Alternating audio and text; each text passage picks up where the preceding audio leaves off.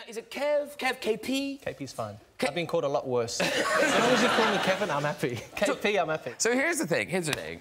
Obviously, we're very happy that Kev, KP, is here. But I did a bit of genning up on the cricket. Now, Taylor, you've spent... have I seen pictures of you at football matches?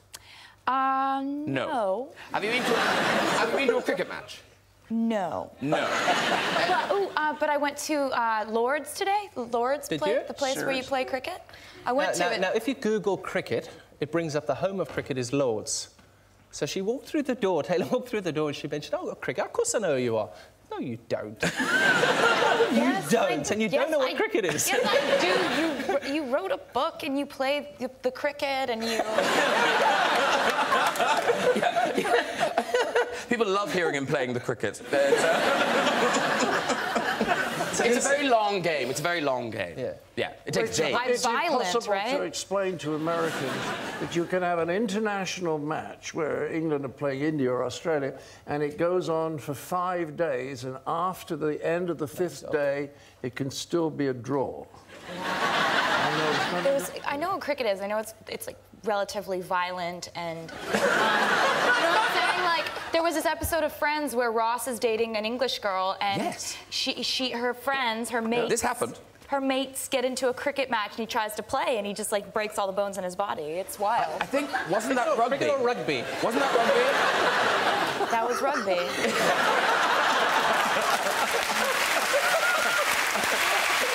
One of the things in common, Taylor and John, the love of the cats. Now, you have 2, Taylor? Yeah, I have 2. 2. I like the cat. Can we see those pictures again, possibly? Because I asked Taylor what kind of cats they were, and you said they were what?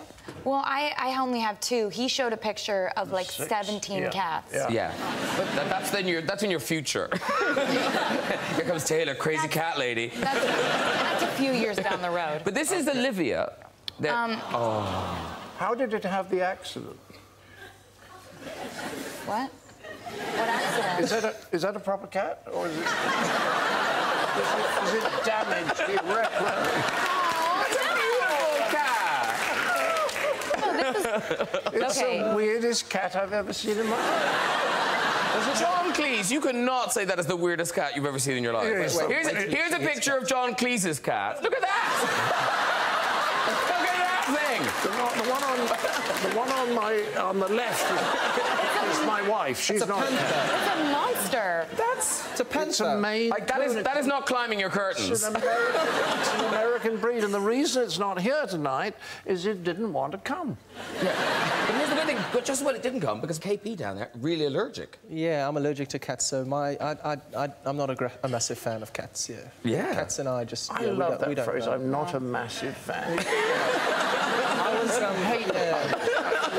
I was very selective in my choice of words. Because I know there'd be a lot of people watching the show, and everyone would think I hated cats. Anyone like that. I'm okay with... I mean, I'm in South Africa this time next week on safari, and I like the big cats. Oh, the big cats. The big cats, I'm absolutely at ease with. I'd prefer to be, and probably something people don't know about me, I'd prefer to be on safari, watching animals, with animals, more than I'd like to be on this sofa or playing cricket. Yep. Animals and me are just... I love animals, but I'm allergic to cats.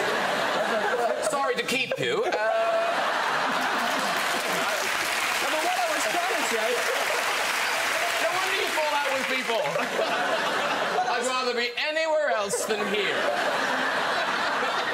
I was giving you a compliment, saying you right alongside my other love of cricket. Oh, thank you. There we go. Yeah, very good. It's weird. I feel weird about it. But you see, you're the opposite. You're the opposite to a cat, because if you don't like a cat will come and sit at your ankle. A cat will come and sit on your lap. That's right. And that's what happens. And because they're intelligent. They're emotionally... That is what they do. A dog wouldn't do that. A dog would say, "Oh, master, master, who shall I bite next?" I much prefer cats. They're unpredictable and cussed, like women. You know? Oh, we don't want to do that. Wow. And congratulations to you on the Brits this week. Oh, yeah, that was fun. Yeah, great performance. Thank you. No, really. Did you watch it? You guys watch it? Really good. she put on a show. She put on a show. Look at she. She's in that dress. Do you see? Wow. We won't mention her dandruff. And,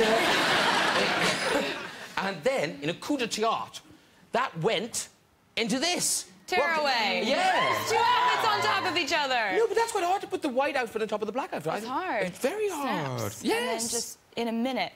And now, a bit like 13, she's off to the Oscar, she doesn't get her Oscar. But by the way, can I say that in Hannah, like, I literally wanted to learn how to fight after I saw that movie? I'll teach you if you want. Yes. Girl on girl action. Stage. So good. Good, I'm glad you And you liked it. carried that whole movie. It was like just you in so much of the movie. Aw. It's fantastic. Thanks. Because you're Taylor Swift. Can somebody ask you out? Yeah, I mean, they can. Theoretically. And you'll just go, what the earth are you doing? No, it's not like that. It's just that my life is really, really busy and really complicated, and it becomes kind of too chaotic when I involve someone else in it. And that's just something I've observed over time. If you give people one thing to talk about, they multiply it by 50 and they make all these sensationalized stories up about you. If you give people 0 to talk about, anything multiplied by 0 is still 0. You're on it. Yeah. It's just math. And what I like is the new single, which is a huge hit everywhere, Shake It Off, is that kind of philosophy of not getting bogged down in all that stuff. Yeah. It's a lot easier to deal with kind of this whole chaotic thing where people are allowed to say whatever they want about you and call a newspaper and that it's a national news story. It's a lot easier to handle that with a sense of humor.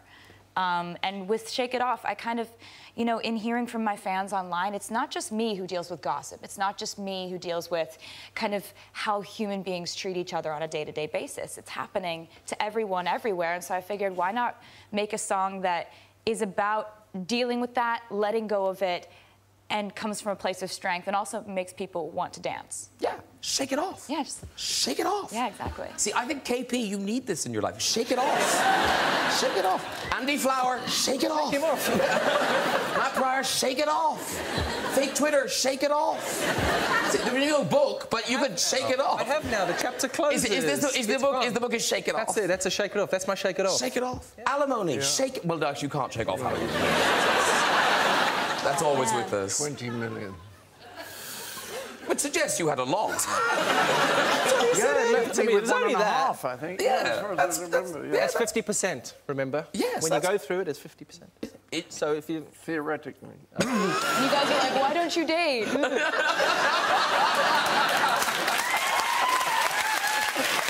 Olivia Benson, she must be jealous that you're in the movie about Cats Not Her. She likes to pose for the camera. Yeah, so my second cat, my middle cat, Detective Olivia Benson, is a really photogenic cat. No, she is. I mean, check this out. Really special. How long has she been in the porn industry? She was doing, it's like a yoga. She was just doing that. No, but I love the face kind of like, and.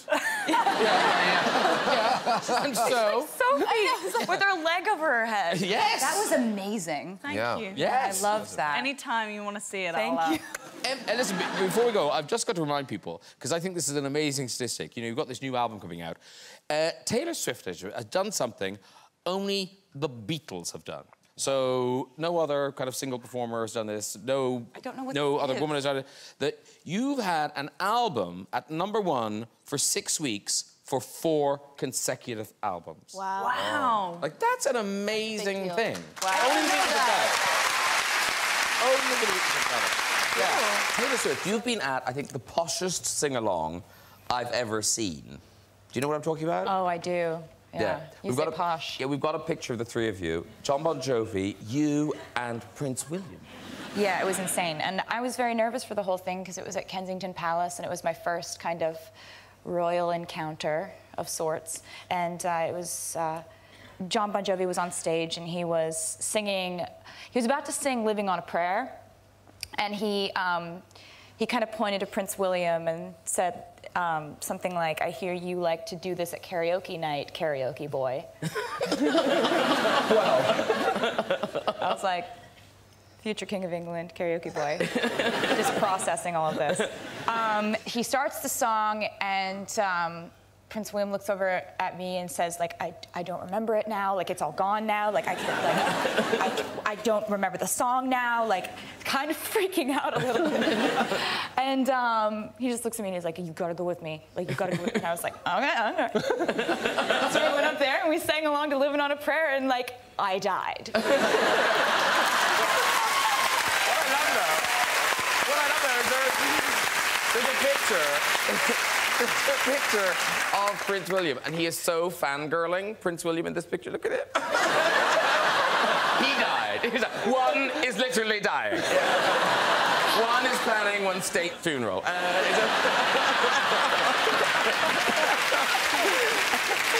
bless him. Oh, wow, yeah. It was a decade ago. I once died in his arms in a screen test for Les Mis.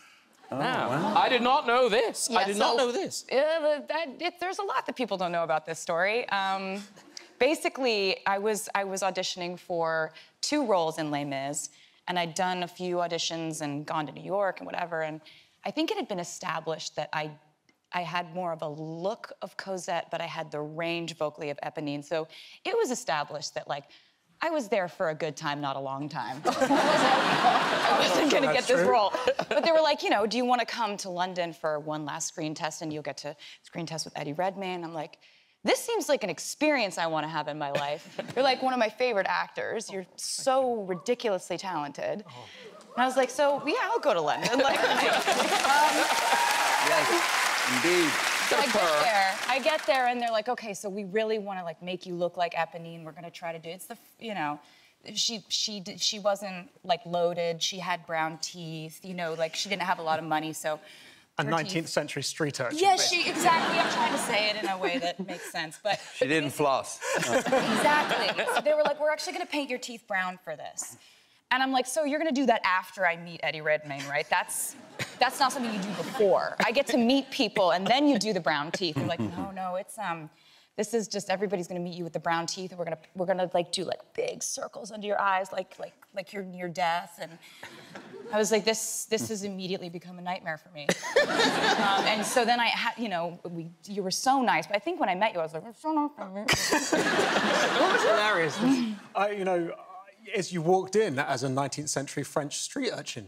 And I was not expecting that, but my overwhelming memory of it, Taylor, was I'd just been to Pizza Express beforehand, and I'd had some garlic dough balls. Oh, God. Oh, God. I thought we were going to be singing opposite each other, you know, but they had us. Also, it was so weird, because Taylor was dressed fully as Eponine, and I was, like, in my tracksuit. And they had us on the floor, like, singing sweet nothings into each other, and all I knew is I just had garlic bread. And I had brown teeth, so we're just It was one of these, it was like trying to show emotion whilst at the same time not to punish you. You were weeping, and I just thought it was because of how I looked. I felt so bad. You're like, I have to be close to her right now. This is, yeah. Oh, this was not the method, no? No. That's nice to hear we were both struggling in that moment. Exactly. It was a beautiful audition. Tell us about the interview with the Rolling Stone magazine. So it was a kind of a weird kind of all-day interview? Yeah, so when Rolling Stone does a cover story, it's like they hang out, you know? You hang out with this journalist for a couple days, and you just hang out. If you drive around, they're sitting there. If you go to lunch, we hang. It's like a thing. And it was a huge deal for me to have a cover of Rolling Stone. It still is. Like, for me, that's like, oh, like, it's a big angel singing moment. And so, of course, like, I was just like, be your best self today. Like, like, if you're gonna drive, you drive the best you've driven. Like, if you're gonna, like, and also you're like, how do I be real and not, like, be pretending to be real? Like, when I'm clearly, like, I know this is a journalist, like, ugh.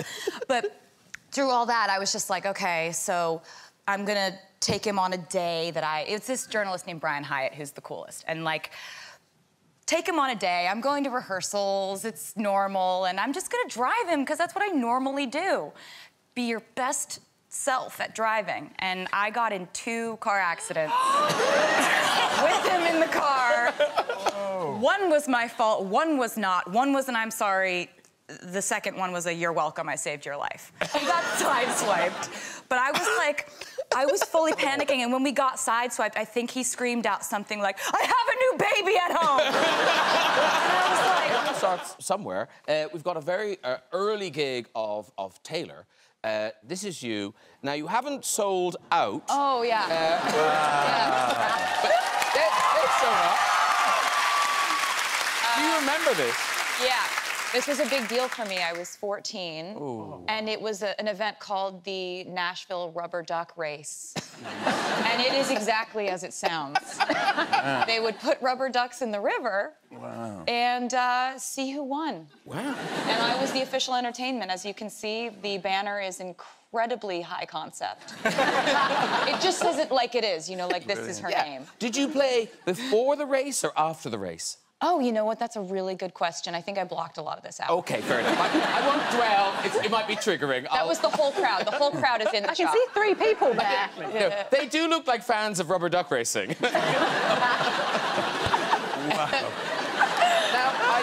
Now, the thing is, you know, is it working? Like, are radio stations playing the Taylor version? Yes, there's actually one of the things I was most thankful for was there's a company of many stations in America called iHeart, and they have sworn to only play my new versions, and they've said that they'll switch it out for the old versions every time I put out a new version of a song, which is just like, it's so heartwarming to me because this is something that I care about, but I don't expect other people to care about it. It's something that's very personal to me, and it's a lot of work, but it's like, it's really fun and rewarding for me, and I can't believe people have actually gotten behind it the way they have. And doing this, you know, going back over your old work, has led to this wonderful thing where, so All Too Well is now, I know, it's now a short film. Yes. So it was a short song, then it was a longer song, and now it's a short film. Okay, how do I shorten this? So basically, All Too Well was a song that came out originally on an album called Red, which came out in 2012. I always loved this song. It was never a single, but the fans really loved this song, and I had made the mistake of saying in an interview the truth, which is that it had started out as a 10-minute song with like 6 or 7 extra verses, and we had to cut it down to the sort of 4.5, 5-minute length that it ended up. My fans would not let it go. They were like, I'd be doing an interview for something else albums later, and they'd be like, where's the 10-minute version? Where is it? So basically, for the re-record, I was like, I am going to put out the 10-minute version. I'm just gonna show them what it was. And you know what? I really want to tell a story that goes along with it visually, that's more than a music video. I'd been directing my music videos for a while at this point, and writing and directing them was really fun for me.